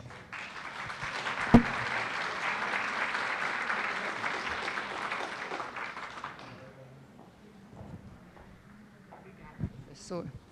Ok, nós estamos encerrando esse primeiro momento com a fala do professor Ocimar. Solicitamos agora dos polos do interior, já estão chegando as questões, já estão sendo encaminhadas. Nós solicitamos ao grupo participante aqui que formule as questões, encaminhe para mim ou para a Elisete, que é uma pessoa da equipe que está aqui. Nesse momento, enquanto formulando as questões, nós vamos também convidar o professor e a todas as pessoas aqui presentes para a gente descer, tomar aquele nosso cafezinho, fazer o nosso lanche. 10 minutos a gente toma o café e retorna à sala aqui, então. Eu vou recebendo as questões formuladas. Um minutinho só, por favor, que a professora Valdereza ainda vai dar alguns encaminhamentos também. A gente retorna com o professor? Antes do cafezinho, o professor Raf gostaria de fazer algumas considerações sobre a palestra, né? Não sobre a palestra, enfim, mas situar melhor Goiás nesse tema, não é? Coisa triste, né? Foi me dada uma missão aqui. Olha, em relação a... quando se fala, né, o tema avaliação, eu penso, né, que nós, por um tempo, infelizmente, eu acho que a Secretaria ela deixou um pouco de lado tanto as questões de orientação pedagógica, de tornar o que se faz na escola, né, a gente ter uma política de orientação e também de trabalho com os dados, certo? Quando se fala, né, isso a gente percebe quando a gente observa os nossos dados, né, principalmente observando os dados de reprovação e os dados de abandono, que são assim alarmantes, né? Nós chegamos, por exemplo, a ter unidades educacionais com índice de reprovação de 50%. Isso aí é um crime, para não falar outros termos, né? Índice de reprovação da rede como um todo, né? Se você for pegar, por exemplo, o ensino médio, em torno de 16%. Então, assim, são índices que a gente não pode conviver com eles. E não no sentido de conviver só porque, estou reprovando muito, tenho que reduzir a reprovação. Não nesse sentido. Mas o que a gente precisa melhorar é que o nosso aluno realmente aprenda, né? E nisso tem um papel fundamental, que é o papel da escola e o papel do professor em ensinar. A gente sabe como se diz, dos compromissos, a gente sabe que há uma diferença muito grande com aquela escola que realmente é compromissada com os seus alunos, independente se é uma escola que abrange um grupo de alunos de situação de vulnerabilidade social ou não, certo? Eu acho que em todas as regionais vocês percebem isso. Escolas que muitas vezes tem toda, né, ela está suscetível a toda forma de questões sociais que prejudicam, né, porém é uma escola que consegue ensinar, certo? E eu acho que toda regional, com certeza, ela tem, né, uma escola que ela é exemplo nesse sentido ou não. Nesse ano eu tive visitando algumas escolas e eu pude perceber isso de forma muito clara, né? Como, por exemplo, na primeira reunião que nós tivemos no ano, eu citei o caso de Senador Canedo, que é o Porfírio, que foi uma escola que viveu todas as situações de complexidade estrutural, né, e também de questões sociais também, mas foi uma escola que conseguiu ensinar seus alunos. E isso, né, tanto, aí que é uma análise combinada, Osmar, tanto com o resultado que a gente percebe da Prova Brasil, né, quanto também o da avaliação escolar, né, e as ponderações, né, da avaliação institucional e assim por diante. Como nós temos também outra que eu conheço a realidade muito bem, que é o José dos Reis Mendes, em Trindade, foi a primeira escola que eu trabalhei, que ali eu posso pontuar que existe todo tipo de vulnerabilidade social mesmo, né? Só que os alunos, né, se você tem, eu acho que um compromisso, claro que é muito mais tranquilo trabalhar com os alunos bonitinhos, com a família, né, estruturadinha, tal, isso é muito melhor, com certeza, porque existe sim uma influência das questões, né, externas, as questões sociais sobre a aprendizagem, mas elas não são determinantes daqueles alunos aprenderem ou não, né? Aí vem o papel que eu acho que, né, o senhor pontuou muito bem, que é em relação à responsabilização, né? A escola ela tem que ser, ela tem até um lugar que ela pode ir, e é esse lugar que ela pode ir que a gente tem que melhorar essa ida, melhorar as intervenções, né, acreditar primeiro que nosso aluno é capaz sim de aprender, que eu também, professor, sou capaz também de ensinar, né? E outras questões também que eu acho que a gente aprimorou bastante esse ano é quando, né, no processo de entender a avaliação. Claro que a gente, né, vocês tutores ainda, nós como um todo, e vocês principalmente que estão lá na escola, né, todos os dias, a falta de compreensão do sentido, do significado de avaliar, dificulta muito, até mesmo nessa, né, como diz, propicia, quer dizer, esses índices que nós temos. Porque percebe a avaliação como algo fim, né, percebe a avaliação porque é aquela fala, né, que o professor está faltando uma semana para fechar as notas, gente, eu tenho que correr, tenho que aplicar minha prova porque eu tenho que fechar a nota. Esse tipo de postura, esse tipo de posicionamento, dá para a gente perceber que é uma escola, né, que é um professor, que é uma escola que percebe a avaliação simplesmente como algo para medir, e não como, né, um processo formativo, que eu avalio para saber onde eu estou, para pontuar, mudar minha metodologia, mudar as minhas ações, né, e eu penso que isso a gente, né, com a proposta de avaliação formativa, que para nós seria um marco, né, como se diz, um marco até mesmo legal da Secretaria, apesar da LDB já colocar isso há muito tempo, né, desde 96, até antes, né, a 56 também ela já pontuava isso, a necessidade de se fazer avaliação formativa, o sentido real da avaliação. Então, assim, são essas questões que eu gostaria de estar pontuando. E outra situação, a gente sabe que uma coisa que a gente precisa avançar muito é no processo de formação do professor. Certo? Esse a gente precisa tanto a formação inicial, que é um problema, né? Hoje as universidades elas precisam repensar sim o papel, né? Que tipo de profissional eu estou formando, certo? Que profissional eu quero formar, e nós também avançarmos na questão da avaliação continuada, que é algo que a gente precisa torná-la um pouco mais próxima da escola, porque muitas vezes também os programas de avaliação continuada elas são avaliações muito estanques, né? E avaliações que fogem muito da rotina da escola. Parece que é algo aqui e a escola está aqui, ou o contrário, né? Então, assim, a gente precisa tornar isso mais próximo, mais centrado, né? E quando eu coloco, não é a política de formação continuada, não da Secretaria de Educação, eu falo como um todo, né? Política de formação continuada de professores, né, geral, Então, são coisas que a gente precisa, com certeza, estar aprimorando e são propostas que a gente tem, principalmente para aprofundar isso para o próximo ano, certo? Então, é essa situação. E reforçar a importância do papel de cada um de vocês em desmistificar essas questões lá na escola.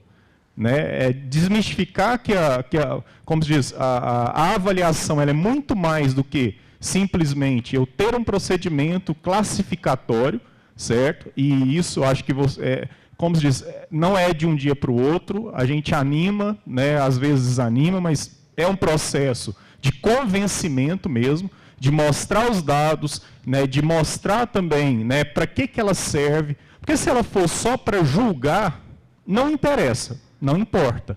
Então, são questões que a gente precisa realmente ponderar. E eu penso que a gente vai ainda, né, avançar isso, tornou mais visível, principalmente na nossa realidade, com a instituição da avaliação diagnóstica, que a gente tem um trabalho, o Simaro, penso que a Patrícia deve ter conversado, de ter qual que é a função da avaliação diagnóstica.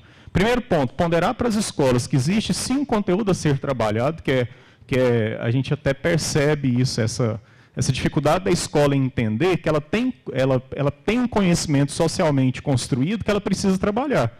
A gente percebe um excesso de projetos, que na realidade não são projetos, né? A gente percebe, você tem lá, vamos trabalhar o projeto da água. Gente, os meninos estudam o projeto da água todo ano e continua poluindo, continua, né, deixando a torneira aberta, todas aquelas questões. Então, para que está trabalhando isso? Tem que trabalhar? Sim, mas de forma efetiva, que realmente vai mudar a concepção e a prática dele também. Então, eu acho que a gente precisa repensar a escola, o currículo que ela se desenvolve, né, as formas de avaliar o que se faz e, principalmente, ter clareza, que tipo de aluno que eu quero formar. Né? Se eu não tenho clareza nisso, a coisa se perde. Então, reforçar essas questões e, principalmente, também a relação que existe entre avaliações externas com a avaliação escolar, que é algo que precisa ser medido e, principalmente, eu acho que corrobora conosco esse dado, né, que o Osimar apresentou, a falta de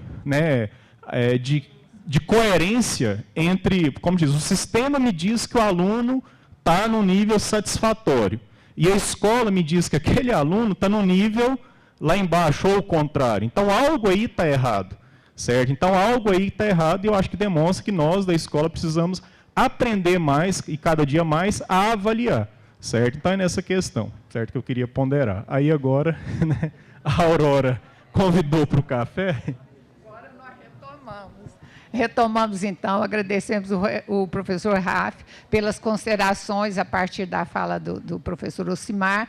A Elisete continua disponível para as questões, ela está aí no corredor com vocês. A gente convida as pessoas que estão lá nos polos do interior também para fazer a formulação de questões, de contribuições ou de perguntas mesmo.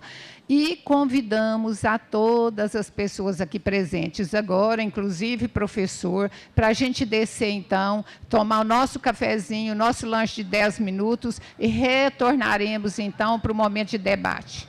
Bom lanche para todos nós. Muito bem, retomamos agora com o professor.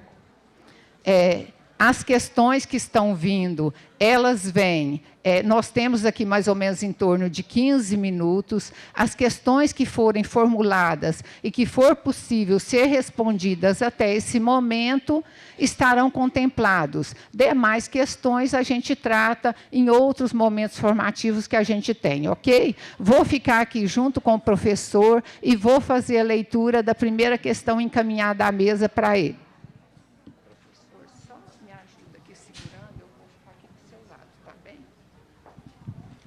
Muito bem. Primeira questão aqui para o professor. A realidade é diferente quanto às escolas públicas e privadas, como também as avaliações internas e externas. Sabemos que a avaliação é um preparo para o exercício da cidadania e a qualificação para o trabalho. Enfim, acredito que a forma de avaliar deve ser, de fato, a avaliação dos conteúdos propostos e não fazer de conta que ensina e o aluno fazer de conta que aprende.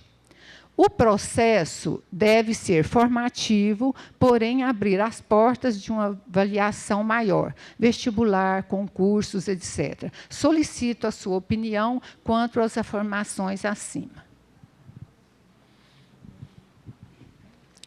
Bom, antes de começar a responder, eventuais questões que apareçam, que a gente não consiga abarcar, o pessoal do SEMPEC depois pode me enviar, eu me disponho, na medida do possível, né, de retornar a vocês.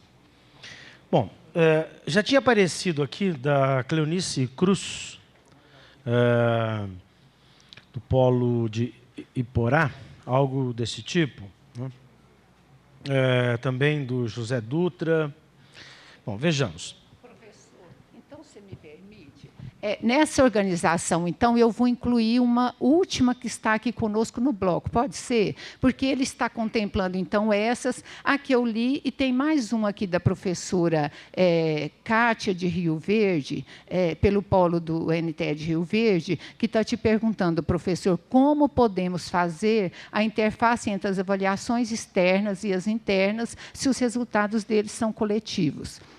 E também estamos nos preparando para trabalhar com a bimestralização do currículo.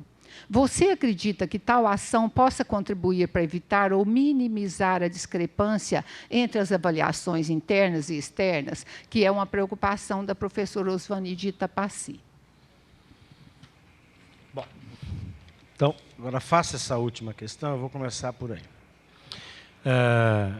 A educação escolar, ela é também parte do processo formativo que é a educação. Então, lembrando, existem muitas definições de educação, mas uma delas, pelo menos a que eu tenho adotado, é a seguinte: nós nascemos apenas potencialmente humanos. Só nos tornamos humanos, de fato, pelo processo formativo. Especialmente, mas não exclusivamente, mas especialmente aprendendo a língua materna, que é a principal instituição social, que é mais importante que a família. Bom, a escola é parte desse processo formativo. Acontece que a escola tem, entre outras características, uma delas que é o ensino voluntário, que depende da nossa vontade. Algo que é organizado, onde nós decidimos o que ensinamos e o que não ensinamos. E mais do que isso, nós temos que planejar esse ensino.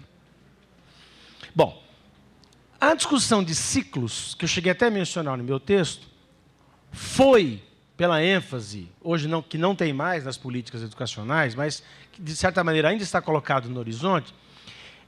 Então, a discussão de ciclos foi, quem sabe talvez seja, uma tentativa de organizar a programação desse ensino para além dos horizontes anuais.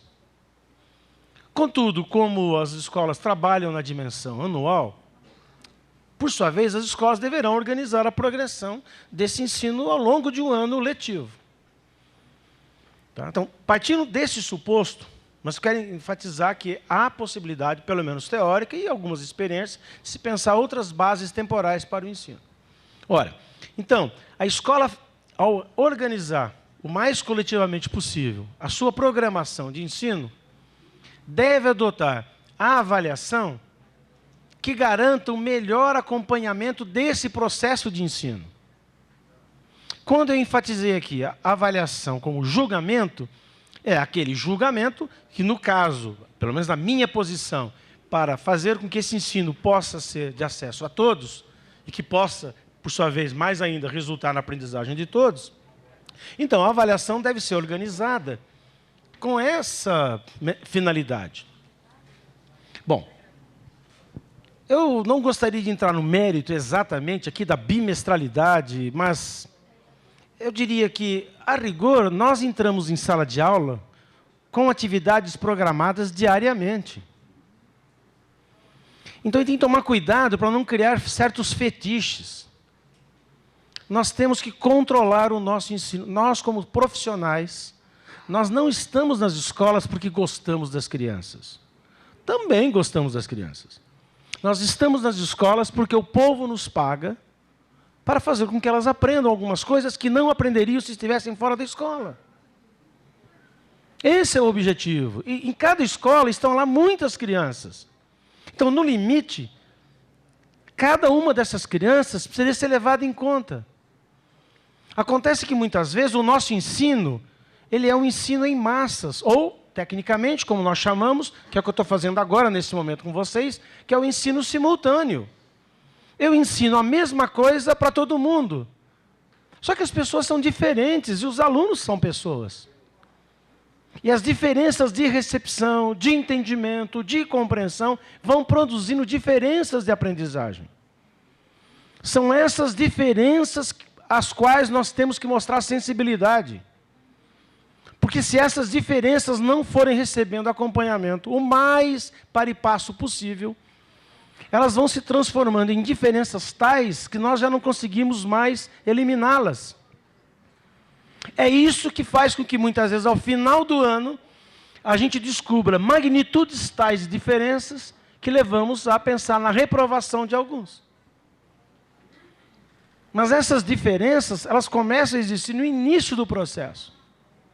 Então é por isso que eu enfatizei que, rigorosamente falando, eu só posso chamar de avaliação diagnóstica aquela avaliação, aquele julgamento que eu estabeleço no início do processo, para já conhecer eventuais diferenças. E, eventualmente, acreditando nisso, poder eliminar essas diferenças de tal maneira que, ao final do processo, todos praticamente saibam todas aquelas coisas que nós consideramos importantes. Então, acho que é dessa maneira que as escolas precisam repensar a sua organização. Eu sei, nas condições em que nós trabalhamos, cada professor com a sua turma, com pouco tempo de horário coletivo, né? Porque ainda no Brasil o piso nacional, que prevê 1/3 da jornada, 1/3 para a preparação de aulas, ainda não é uma realidade nacional.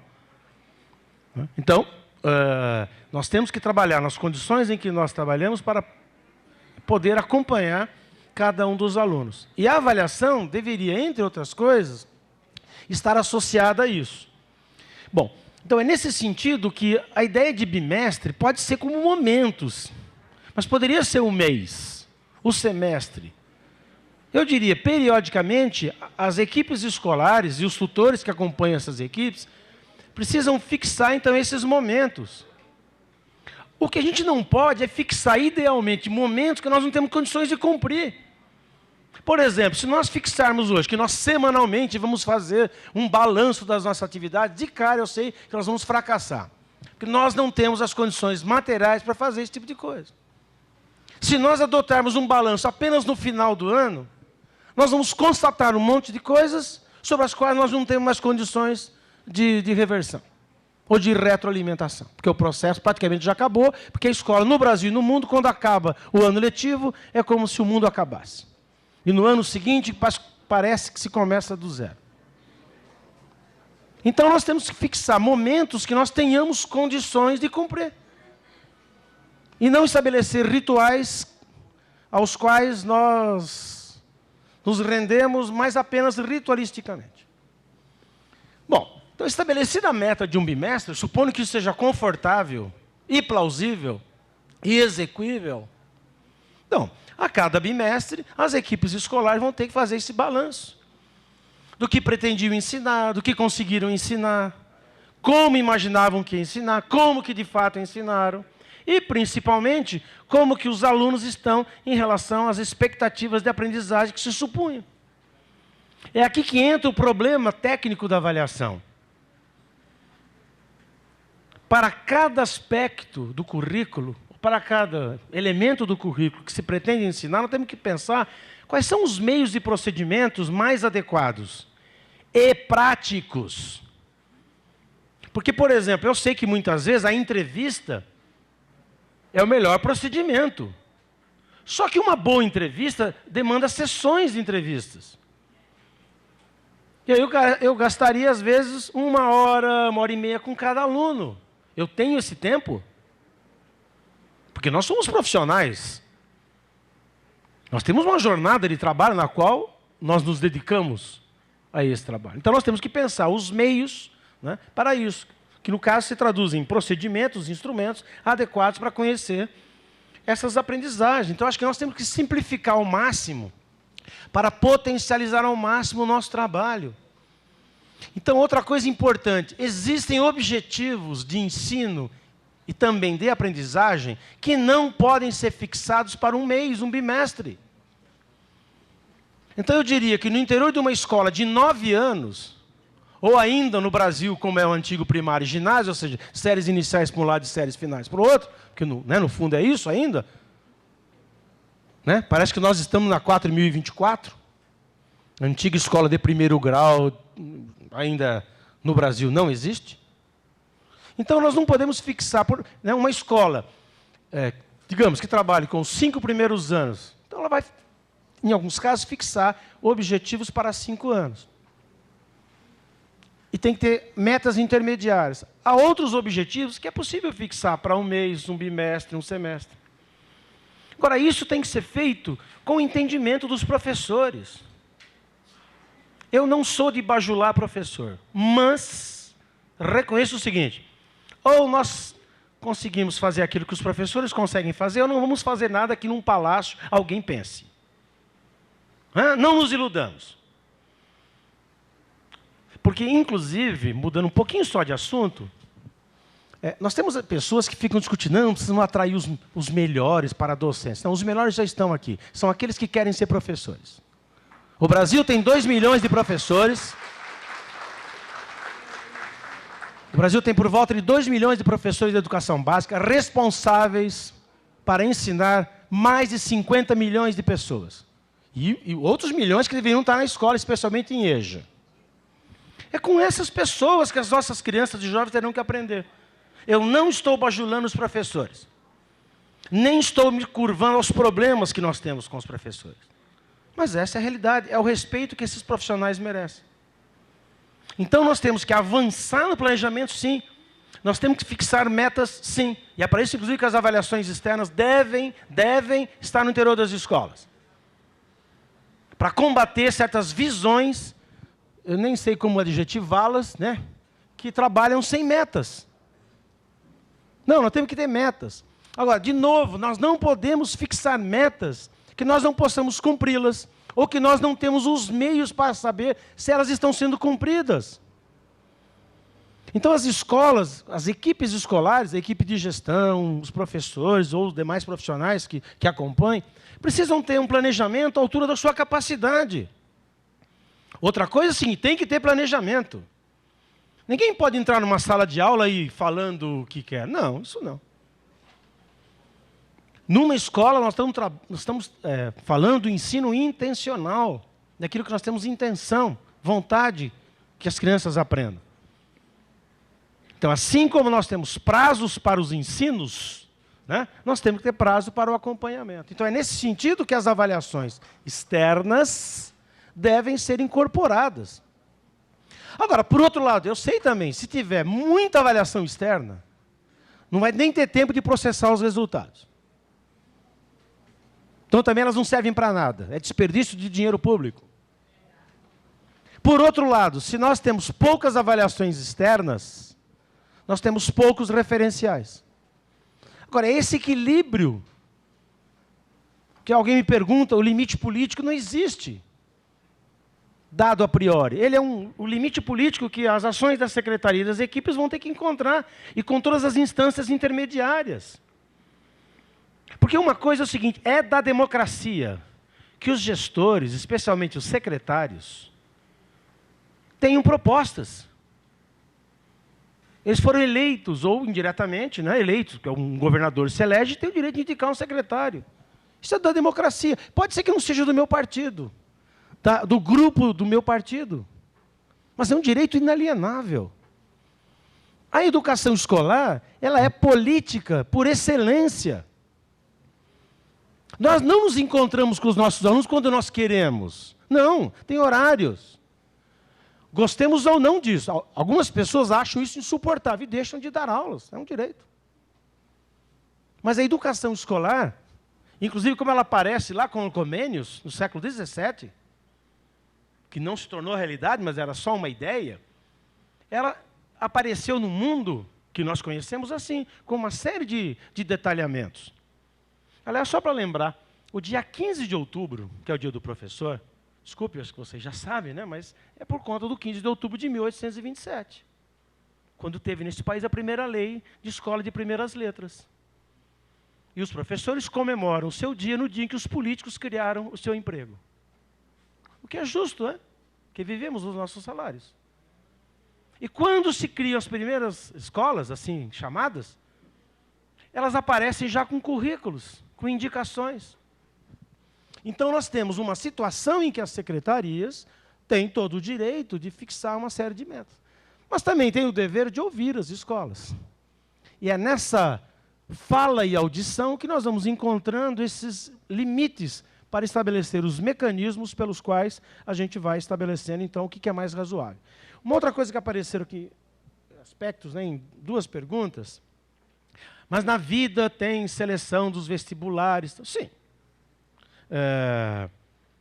Na vida tem uma série de coisas. Na vida tem disputa e tem solidariedade. Nós podemos fazer escolhas do que nós ensinamos para os nossos alunos. Então, nós não vamos negar aos nossos alunos a informação que em alguns lugares tem certas disputas, que nós esperamos que elas sejam justas, no mínimo. Agora, nós precisamos reproduzir no interior da escola essas disputas? Sim e não. Existem escolas que preparam exclusivamente os seus alunos para essas disputas, fazendo que eles disputem entre si quem é o melhor, quem é o pior. É um modelo de escola. Mas existe um outro modelo, que sem ignorar as disputas que ocorrem em outros espaços, nós podemos estabelecer entre os nossos alunos e professores a solidariedade. A busca da igualdade de resultado, ou pelo menos uma menor diferença entre os alunos. São opções políticas, pedagógicas que nós tomamos. Aqui não tem certo e errado. Então não significa ignorar os concursos. Mas nós não precisamos necessariamente reproduzir isso para o interior da escola. Então, sem ignorar isso, nós podemos trabalhar com uma outra perspectiva. Mas eu não quero dizer o que é certo e o que é errado, porque não existe. E nesse sentido, então, as avaliações externas, elas têm um outro fator que alguém me perguntou, que elas podem, porque em geral, elas tendem a ser bem feitas, elas tendem a cumprir com uma série de pré-requisitos, elas podem ser uma fonte de formação para os professores, para, conhecendo essas avaliações, procurarem, na medida do possível, replicar no interior das escolas esses procedimentos, essas adequações, para que as avaliações que os professores façam sejam as melhores possíveis. Então, essa é uma outra maneira de uma relação entre as avaliações internas e as avaliações externas. E, para terminar, porque me fizeram uma outra questão oralmente, concluindo, é evidente, quando eu mostrei para vocês um quadro de discrepância entre duas avaliações, eu quero deixar muito claro, quem decide, no final das contas, as coisas, são os professores nas escolas. Porque mesmo que escrevêssemos o contrário, isso não viraria lei. Outra coisa é que os professores não podem tomar decisões sem que seja dado o direito de alguém contestá-las. Mas, no limite, são os professores que vão tomar suas decisões. E espera-se que, por exemplo, que os tutores contribuam para que essas decisões que os professores tomem em relação às avaliações dos seus alunos sejam as melhores possíveis. Esse é o diálogo que às vezes precisa ser forçado, mas não tem problema, é assim mesmo. Que, por exemplo, os tutores têm que desencadear no interior das escolas, para chamar a atenção, para dialogar com os professores, para que essas avaliações possam ser as melhores possíveis. Porque Padre Antônio Vieira, no século XVII, escreveu o seguinte: o ignorante vê a lua e acha que é maior que as estrelas. O ignorante vê a lua e acha que é maior que as estrelas. O sábio distingue o verdadeiro do aparente. Então esse é o nosso papel. Muitas vezes, né, dissipar certas ilusões, certas ignorâncias com as quais nascemos. De tal maneira que a gente possa desenvolver essa sapiência, de olhar com mais cuidado, e ainda mais quando a avaliação é julgamento. O julgamento é uma coisa que tem riscos. Então, a gente tem que controlar esses riscos, de tal maneira que os nossos julgamentos sejam os melhores possíveis, que eles sejam ancorados nos melhores critérios, e que esses critérios sejam ancorados nas melhores medidas quando elas cabem. Esse é o processo de de tal maneira que, quer seja um aluno usuário da nossa avaliação, quer sejamos nós próprios, quer sejam os técnicos das secretarias, essas avaliações, esses julgamentos, possam ser, na minha perspectiva, evidentemente, utilizados para que os alunos aprendam, razão de ser, né, da existência da própria escola. Bem.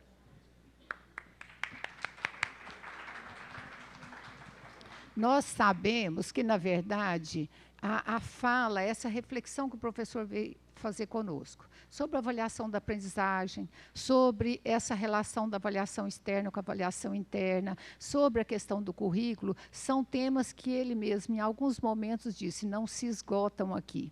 Nós temos ainda, professor, várias questões, mas, dado o adiantado da hora, tem outra programação também. Então, o professor Ocimar veio trabalhar conosco hoje, fica aqui o convite para outros momentos, para outras reflexões desses assuntos que não se esgotam. Consideramos importantíssima a reflexão que ele faz aqui, consideramos também, professor, importante as colocações que estão feitas, elas estão aqui conosco, pela secretaria nós encaminharemos ao SEMPEC, e o SEMPEC, então, através do professor, nos ajudará a responder a todas, a refletir sobre todas no decorrer, ok? A gente agradece nesse momento a sua presença e considera que é tão valiosa essa sua participação.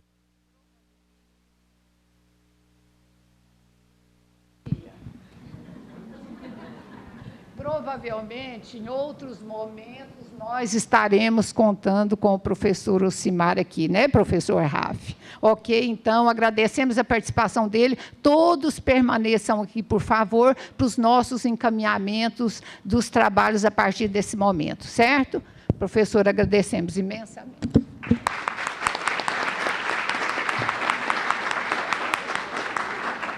Se o professor, então, nos permite, ele pode até ficar conosco aqui, que aí a gente desfaz e a gente ainda aproveita ele um pouquinho, só por conta das demandas nossas agora, daqui a pouco.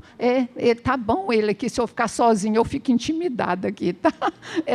E aí, tudo gente boa, tá vendo? Ele também acha. Achamos lindo ele dizer que nós somos melhores, não achamos, gente? Vocês vão chegar lá e contar isso direitinho para quem não está lá nos polos nos ouvindo, nós vamos dizer o que o professor Ocimar achou de nós e que a gente acha também. Professor, a gente adora falar que aqui é tudo gente boa, que esse é nosso sobrenome, tá? Bom, nossa programação agora. Nós teremos, a partir de agora, o estudo dirigido sobre o tema dessa palestra. Então, de forma bem objetiva, nós não vamos poder abrir aqui, mas nós podemos entrar aqui pelo fundo ou então descer a escada lá e subir. É porque, talvez, se tirar essa mesinha aqui, a gente pode ir por aqui. Então, não... Melhor lá pelo fundo mesmo? Então, veja bem, estarão aguardando as formadoras na sala 12, a subsecretaria de Goiânia, sala 13, Aparecida de Goiânia e Silvânia, sala 14, Trindade, Porongatu e Palmeiras, sala 15, Anápolis e Mineiros, sala 16, a subsecretaria de Goiás, Inhumas, Itaberaí e Itapuranga. Lá vocês receberão os cadernos, estarão falando, então, sobre o estudo dirigido. Última questão, por favor, eu estou acompanhando a frequência. Algumas pessoas ainda não assinaram. Ao descer a escada, passe por lá e assine conosco, tá?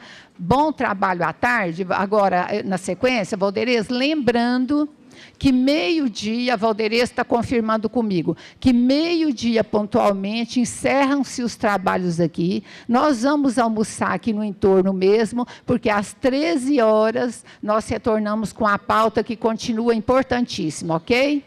Então, bem-vindos à nossa semana de trabalho. Vamos continuar, professor, obrigada pela presença aqui, tá?